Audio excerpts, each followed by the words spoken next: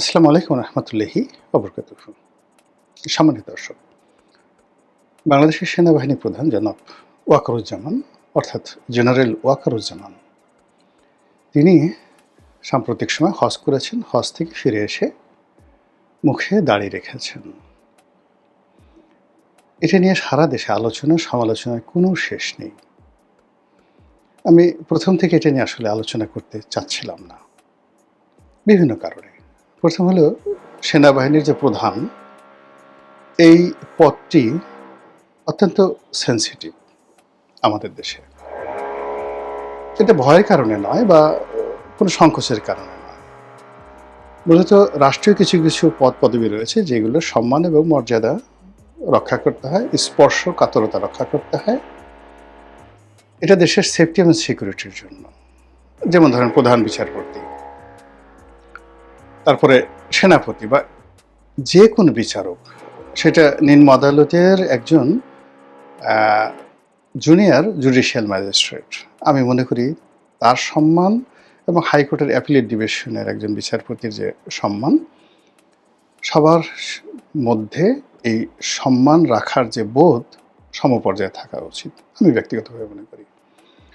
তারপর ধরুন আমাদের দেশে যে সকল সাংবিধানিক প্রতিষ্ঠান রয়েছে, দুর্নীতি দমন commission, auditor and accountant general যিনি রয়েছেন সেই অফিসটি, তারপর ধরুন যে সকল স্বায়ত্তশাসিত প্রতিষ্ঠান রয়েছে, বিশেষ করে বিশ্ববিদ্যালয়গুলো, ঢাকা বিশ্ববিদ্যালয়, জাহাঙ্গীরনগর বিশ্ববিদ্যালয়, বিশ্ববিদ্যালয়ের যারা ভাইস চ্যান্সেলর রয়েছেন, অধ্যাপক রয়েছেন, তাদের প্রতি জাতির একটা মান সম্মানবোধ থাকা উচিত। আমি নিজে এই জিনিসগুলো মেনটেন করি এবং প্রাণান্ত চেষ্টা করি এই সকল বিষয় নিয়ে, অর্থাৎ এই ধরনের ব্যক্তিদেরকে নিয়ে কোনো সমালোচনা না করার জন্য। আমি জানি যে এরা আওয়ামী লীগ করে অনেকে, এরা বিএনপি করে অনেকে, এরা অনেকে ঘুষ খায়, এরা অনেকে দুর্নীতি করে, এদের অনেকের আরও অনেক আজেবাজে অভ্যাস আছে। কিন্তু তারপরেও ব্যক্তিগতভাবে আমি আজকে এতদিন যাবৎ যে সোশ্যাল মিডিয়াতে আছি, পত্রপত্রিকায় লিখছি, আমি সবসময় সংযত আচরণ করি। তো সেই দিক থেকে জেনারেল ওয়াকারুজ্জামান, তাকে নিয়ে আমি যে কতবারই কথাবার্তা বলেছি, প্রাণান্ত চেষ্টা করেছি পজিটিভ কথা বলার জন্য, কখনো নেতিবাচক কথা গত ২ বছরে বলিনি। তো সেই ভদ্রলোক দাঁড়িয়ে রেখেছেন, এটা একান্তই তার ব্যক্তিগত বিষয়। তিনি নামাজ যদি কোথাও হয়, বঙ্গভবনে কয়েকবার নামাজ পড়েছেন, সেই দৃশ্য সামনে এসছে, তিনি ইমামতি করেছেন। করতেই পারেন, লোকজন বলার চেষ্টা করছেন যে এটা কী ধরনের কথা, তাকে কি আমরা ইমামতি করার জন্য নিয়োগ দিয়েছি নাকি? তিনি সেনাপ্রধান, যুদ্ধের ময়দানে তিনি যুদ্ধ করবেন। তার যদি এত ইমামতি পছন্দ হয়, ভালো কথা, থেকে বাইতুল মোকাররমে এসে সে খতিবগিরি করে নিতে পারে। এই লোকগুলো তো বলছে। তারপর আবার তিনি যখন দাড়ি রেখেছেন, সবাই বলার চেষ্টা করছে, হায় হায় হায়, এ কী হলো? পুরো সেনাবাহিনীকে সে এখন ইসলামাইজেশনের দিকে নিয়ে গেল। কেউ কেউ জঙ্গিদের মদতদাতা বলার চেষ্টা করছে, কেউ তাকে আরও বাজে কথা বলার চেষ্টা করছে, অমুকের সাথে সম্পর্ক, তমুকের সাথে সম্পর্ক। কেউ হয়তো তার ব্যক্তিগত ছবিটাকে আরও বিকৃতি করে বলার চেষ্টা করছে, দেখো দেখো দেখো, আগে তো ভালো ছিল, দাড়ি রাখার পর এখন কেমন দেখাচ্ছে, কীরকম দেখাচ্ছে। যে যার মতো করে। এখন ইন্টারনেটে তো আপনি যদি এআইকে বলেন যে আমি ওর এরকম একটা ছবি দেন, যে এই ছবিটাকে তুমি এমনভাবে এঁকে দাও যাকে দেখলে মানুষ রাগ হবে, যাকে দেখলে মানুষ গালি দেবে, বা তুমি এভাবে ছবি দেখে দাও যাকে দেখলে মানুষ সালাম দেবে। ওভাবে এআই আপনাকে একটা ছবি এঁকে দেবে। এরকম ছবিগুলো মানুষ পোস্ট করছে, অহরহ পোস্ট করছে। এর মধ্যে যারা ইসলামপন্থী রয়েছেন তারা ভীষণ রকম খুশি যে না, এইবারে প্রথম সত্যিকারতে আমরা একজন সেনাপ্রধান পেলাম যিনি আমাদের জন্য জিহাদে কুল্লিয়া এটি মানে পারফর্ম করতে পারবেন। জিহাদে কুল্লিয়া, একের সর্বোচ্চ জিহাদ। এই দেশটিকে, এই দেশের মানুষকে একেবারে ইসলামের যে পরিপূর্ণ স্বাদ, আহ্লাদ, টেস্ট, রুচি, অভিরুচি যা কিছু বোঝায়, এটা সম্ভবত জেনারেল ওয়াকারুজ্জামানের মাধ্যমেই সম্ভব। এদেশে তাদের যে একটা দীর্ঘদিন ইসলামী বিপ্লব, বা তারা যেভাবে স্বপ্ন দেখে, যারা হুজুর আছেন, বিশেষ করে দেলোয়ার হোসেন সাঈদী, মানে আমাদের দেশে ইসলামী যারা বক্তা রয়েছেন তাদের সবার মেন্টর। মানে ওনার সুর, তাল, লয়, ওনার যুক্তিকে কপি করেনি এরকম কোনো বক্তা বাংলাদেশে এখন পর্যন্ত আমি দেখিনি। মানে বাংলা সাহিত্যে এখনো পর্যন্ত যেভাবে রবীন্দ্রনাথের প্রভাব কোনো লেখক কবি কয়েকজন চেষ্টা করেছেন, বুদ্ধদেব বসু চেষ্টা করেছেন, সুকান্ত চেষ্টা করেছেন, তারপর যাকে বলা হয় আরও অনেকে, যেমন ধরুন সুনীল গঙ্গোপাধ্যায় চেষ্টা করেছেন, মাইকেল, মানে রবীন্দ্র যুগে যারা আছেন, কিন্তু তারপরেও ঘুরে ফিরে তারা রবীন্দ্রনাথের কথা বলেছেন, খুব লড়াই করেছেন যে না, আমরা ভুলেও রবীন্দ্রনাথের একটা ট্রু শব্দ উচ্চারণ করব না, কিন্তু নিজের অজান্তে তারা রবীন্দ্রনাথকে মানে অনুকরণ না করে পারেননি। একইভাবে আমাদের ওয়াজের ময়দানে বহু মানুষ আছে যারা দেলোয়ার হোসেন সাঈদী, জামাতের যে চিন্তা চেতনা, এই জিনিসগুলোকে তারা অনুসরণ করেন না, অনেক ক্ষেত্রে ঘৃণা করেন। অনেক সময় তাদের মনে করেন যে দেলোয়ার হোসেন সাঈদী এবং জামাত যে জিনিসগুলো প্রচারণা করে এগুলো অন ইসলামিক। কিন্তু তিনি যেভাবে মিলাদের টান দিচ্ছেন, যেভাবে সূরা তেলাওয়াত করছেন, যে সকল গল্প বলছেন, কাহিনী বলছেন, হাদিস বলছেন, ওইগুলোকে উপজীব্য করে সাঈদী বিরোধী যারা আছে, একজন সিঙ্গেল লোক পাবেন না তাদের ওয়াজের মধ্যে, বক্তব্যের মধ্যে সাঈদীর সেই বক্তব্যগুলো নেই, সবার মধ্যে আছে। এই জন্য আমি আসলে বাংলাদেশের যেটাকে বলা হয় ওয়াজ বলতে যা বোঝায় সবসময় এটাকে মনে করি একেবারে এখানে মাস্টার মাইন্ড বলেন, বটবৃক্ষ বলেন, ফাউন্ডেশন বলেন, সেটা সাঈদী সাহেবের মাধ্যমে। তো সাঈদী সাহেব যেটা বলে আসছেন যে সচিবালয়ে, সেক্রেটারিয়েটে এই মুসলমানের দেশে এমন সেক্রেটারি থাকবে যার মুখে থাকবে দাড়ি, নামাজে রক্ত হবে তিনি দাঁড়িয়ে যাবেন, ইমামতি করবেন, সবাই সচিবালয়ের সবাই তার পেছনে দাঁড়াবে, দুর্নীতি বন্ধ। মুসল্লিরা বলে সুবহানাল্লাহ, আলহামদুলিল্লাহ, আল্লাহ আমাদের দেশে কবে এরকম দিন আসবে। তিনি প্রচার করেছেন প্রধানমন্ত্রী হবেন সেই ব্যক্তি যিনি বাইতুল মুকাররমের মিম্বরে দাঁড়িয়ে তিনি খুতবা দিবেন জাতির উদ্দেশ্যে, তিনি জুমার নামাজ পড়াবেন, জাস্ট লাইক হযরত উমরের মতো, আবু বকরের মতো, উসমানের মতো, আলীর মতো। সবাই বললেন আল্লাহ তুমি কবুল করো, এরকম নেতা আমাদেরকে দান করো আল্লাহ। সাঈদী সাহেব যদি এরকম প্রধানমন্ত্রী হতেন, এরকম সবাই স্বপ্ন দেখতেন। একই কথা তিনি বলতেন বঙ্গভবনে যে থাকবে তাকে ওইভাবে জামাতে ইমামতি করতে হবে। এই স্বপ্নটা ৮০-র দশক থেকে ব্যাপকভাবে মানুষের মধ্যে মানে গ্রথিত হয়েছে, বপিত হয়েছে,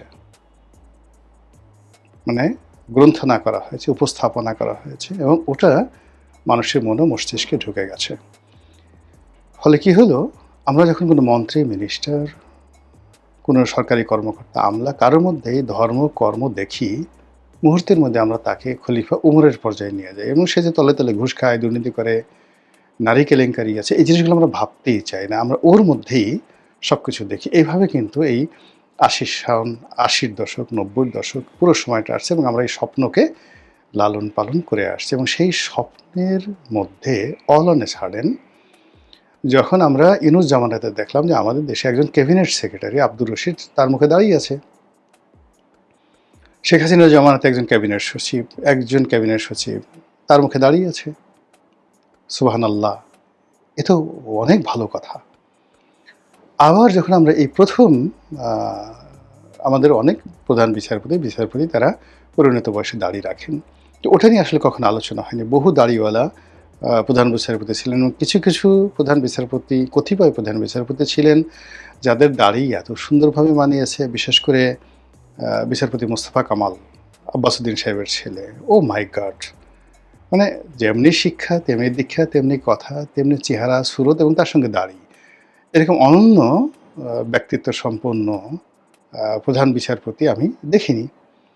বিচারপতি রব ছিলেন, আব্দুর রব ছিল, জাস্টিস রব ছিলেন, অসাধারণ লেখাপড়া জানতেন, তো বিচারাঙ্গনে অনেকে দাঁড়িয়ে রেখেছেন। আবার এই যে এখন যে প্রধান বিচারপতি আছেন ওনার মুখে দাঁড়িয়ে আছে, কিন্তু তার বাবা জাস্টিস আব্দুর রহমান, তার মুখে দাঁড়িয়ে ছিল না।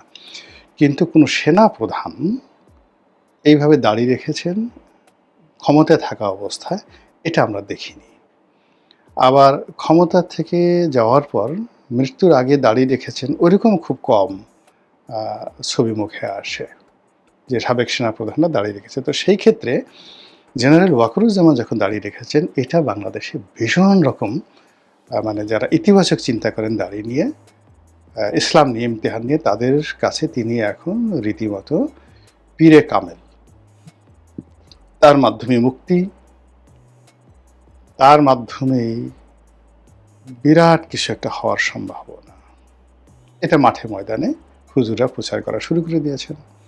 এক বিখ্যাত মানে ইসলামী বক্তা তিনি দেখলাম যে মোদিকে গালাগালি করছেন, তোমরা ভারতীয়দেরকে বলছেন তোমরা আমাদের ওয়াকারুজ্জামান সেনাপ্রধানের দাড়ি নিয়ে কটূক্তি করো, তোমাদের প্রধানমন্ত্রীর মুখে দাঁড়িয়ে তোমাদেরকে লজ্জা লাগে না? পারলে মোদির দাড়ি নিয়ে কোনো কথা বলো। তোমাদের অনেক আর্মি জেনারেল আছে, ফুল জেনারেল, লেফটেন্যান্ট জেনারেল, ফুল জেনারেল, যারা শিখ সম্প্রদায়ভুক্ত, তাদের মুখে দাঁড়িয়ে আছে। মাথায় লম্বা চুল এবং চুল ঢেকে রাখার জন্য তারা পাগড়ি পরে, মুসলমানদের মতো করে তারা পাগড়ি পরে। কই তাদেরকে তো তোমরা কিছু বলো না, আর আমাদের সেনাপ্রধান দাঁড়িয়ে রাখছে, আর এটি নিয়ে তোমাদের এত জ্বলে কেন? এই কথাগুলো কিন্তু বলা হচ্ছে। আর এই কথাগুলো যখন বলা হচ্ছে, এবং আপনি দেখবেন সেনাপ্রধান যখন দেশের বাইরে থেকে দাঁড়িয়ে রেখে বাংলাদেশে ঢুকলেন, সঙ্গে সঙ্গে সারা বাংলাদেশে সাদা পতাকা, কলেমা খচিত সাদা পতাকার বন্যা বয়ে গেল, ভীষণ রকম বন্যা বয়ে গেল। এরপর দেখবেন যে তার এই দাঁড়িয়ে রাখার সঙ্গে সঙ্গে প্রধানমন্ত্রীর সঙ্গে তার যে সম্পর্কের যে একটা সমীকরণ, আমি অন্তত আই কন্টাক্টে যতটা দেখেছি, ওটা আগের মতো মনে হচ্ছে না। মনে হচ্ছে সরকারের পক্ষ থেকে তাকে একটা ট্যাগ দেওয়ার চেষ্টা করা হচ্ছে, তাকে সন্দেহের দৃষ্টিতে দেখা হচ্ছে। অন্যদিকে ভারতীয় মিডিয়া থেকে শুরু করে পশ্চিমা মিডিয়াগুলো, তারা প্রকাশ্যে অপ্রকাশ্যে, বিশেষ করে বেশ কিছু ইউটিউবাররা নানা রকম কথাবার্তা বলার চেষ্টা করছেন, কিন্তু ওয়াকারুজ্জামান বা সেনাপ্রধানের পক্ষ থেকে আসলে কোনো রকম প্রতিক্রিয়া দেখানো হচ্ছে না। এরই মধ্যে পুলিশ আবার নতুন করে জঙ্গি ধরার যে অ্যাকশন, এটা শুরু করেছে। আর এটা তখনই শুরু করা হলো যখন একদিন পরে, যার একদিন আগে 4 তারিখে, জুলাই মাসের 4 তারিখে খুব মহা ধুমধাম করে আমাদের জাতীয় সংসদের দক্ষিণ প্লাজাতে আমেরিকার জাতীয় দিবস পালিত হলো। সেখানে আমেরিকান বাহিনী লেফট রাইট করলো, তাদের অর্কেস্ট্রা দল, সেনাবাহিনী, মার্কিন সেনাবাহিনী অর্কেস্ট্রা দল সেখানে জাতীয় সঙ্গীত বাজালো।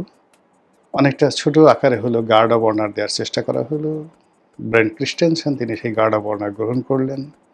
আমন্ত্রিত অতিথিরা সেই আমেরিকার বন্ধুত্ব, আমেরিকার শ্রেষ্ঠত্ব এবং আমেরিকার প্রয়োজনীয়তা নিয়ে বিশাল বিশাল বয়ান তৈরি করলেন। আর তার ঠিক 2 দিন পরে কি হলো, সঙ্গে সঙ্গে এই কি একটা নতুন সংগঠনের, তারা ওই কুম্ভকেরাত শিখছিল, তাদেরকে গ্রেপ্তার করা হলো 15-16 জনকে, এবং এটা খুব একদম লাইমলাইটে চলে আসলো। তাহলে বোঝার চেষ্টা করুন যে পরিস্থিতি কোথায় চলে গেছে, এবং এইগুলো নিয়ে আলোচনা না করলে অনেকগুলো বিষয় অপূর্ণ থেকে যায়।